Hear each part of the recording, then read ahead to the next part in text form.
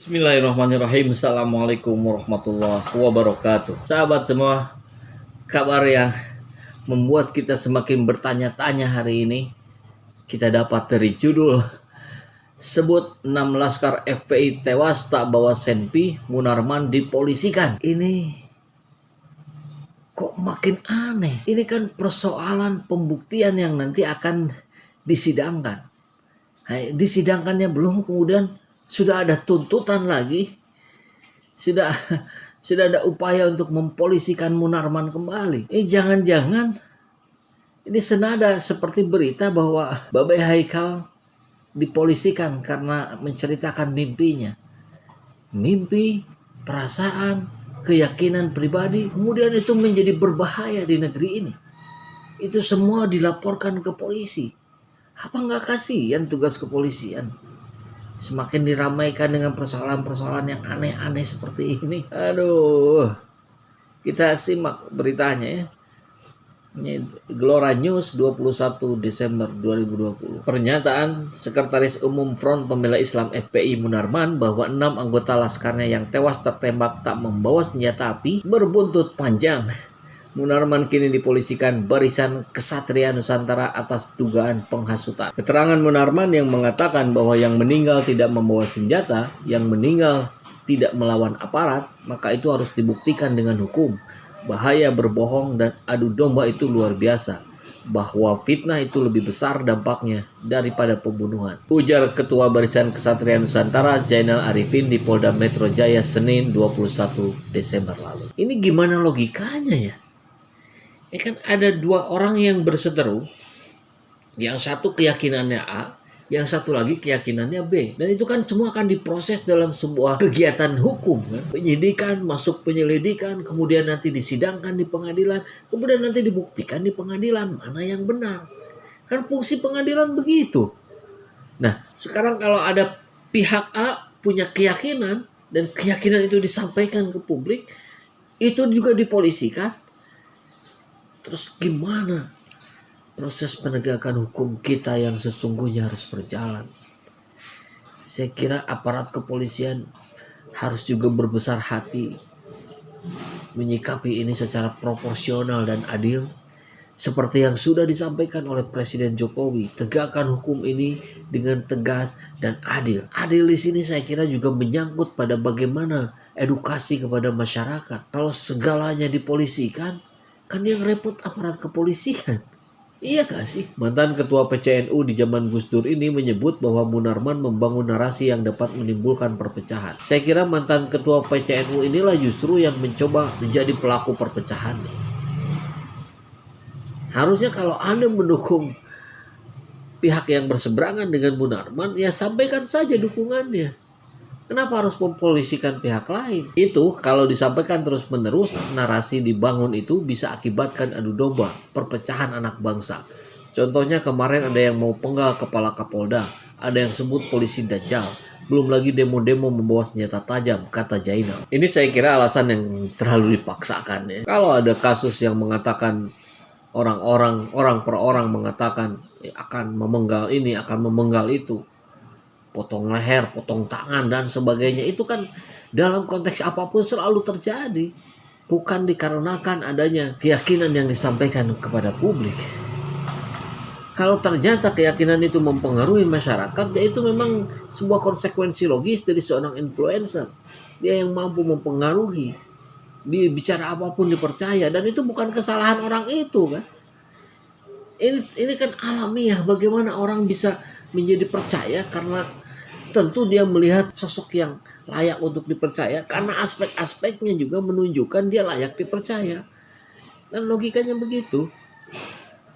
Aspek kepemimpinan yang ditonjolkan dengan kewibawaan, dengan konsistensi perkataannya, dengan keteladanan contoh perbuatannya, kan itu dengan mudah bisa kita lihat dan kita rasakan ya. Adapun laporan Zainal itu tertuang dalam LP garing 7557 garing 12 Romawi garing Yan 2.5 garing 2020 garing SPKT PMJ.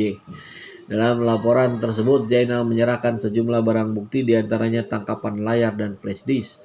Munarman dilaporkan atas dugaan pelanggaran pasal 28 ayat 2 Junto pasal 45 ayat 22 Undang-Undang ITE pasal 14, 15 dan Undang-Undang Nomor 1 Tahun 96 tentang Peraturan Hukum Pidana serta pasal 160 KUHP. Lebih lanjut, Zainal menyatakan Barisan Ksatria Nusantara mendukung TNI Polri untuk menegakkan hukum. Kami mendukung TNI Polri untuk menegakkan hukum karena Indonesia adalah negara hukum.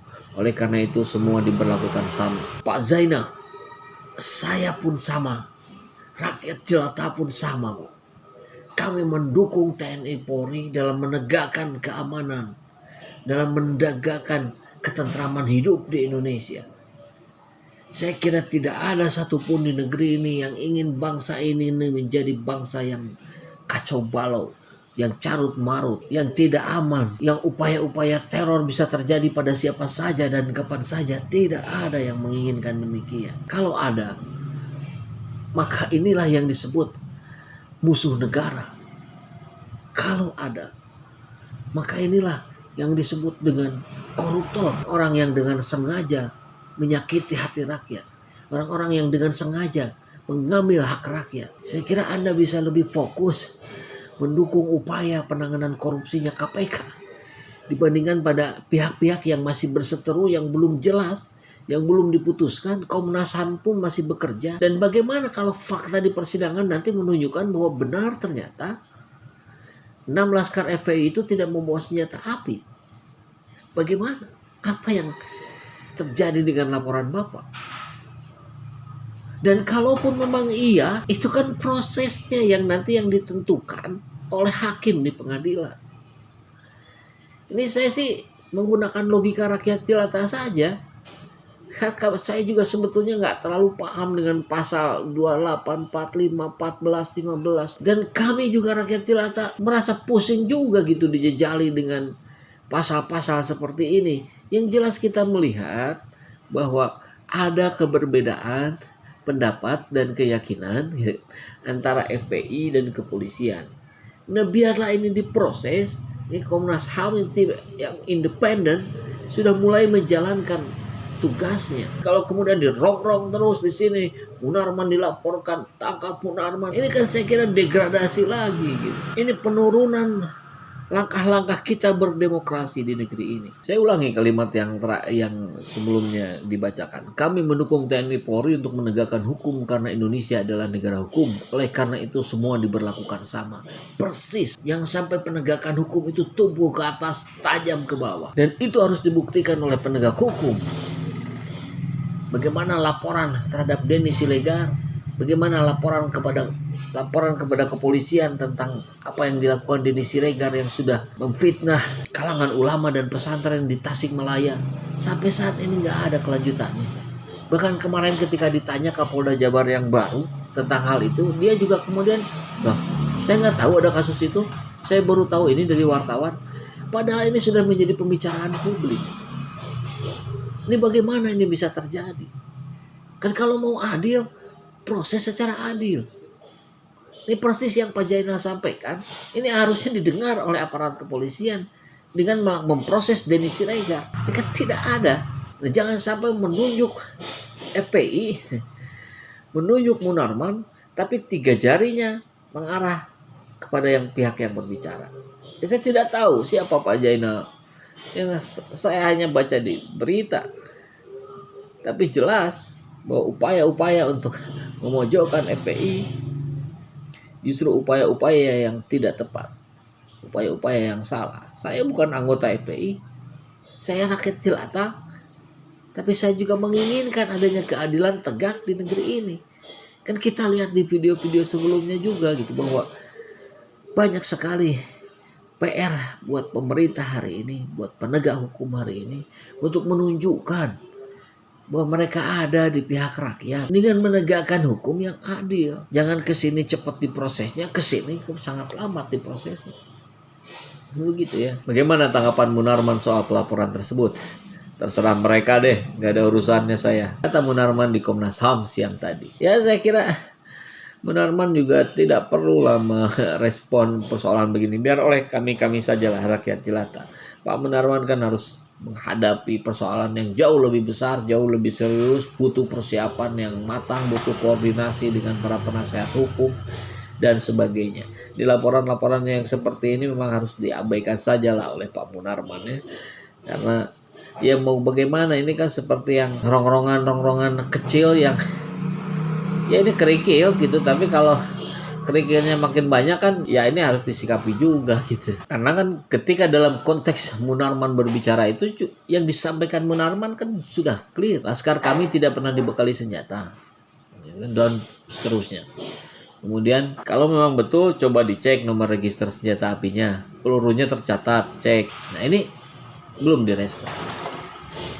Dan kalau memang mau menyatakan bahwa itu benar, Laskar FPI memegang senjata api, ya dijawab saja tantangan dari Pak Munarman itu. Dan terutama ya pembuktian nanti di pengadilan, kita tunggu saja. Jadi Pak Zainal sabar saja ya.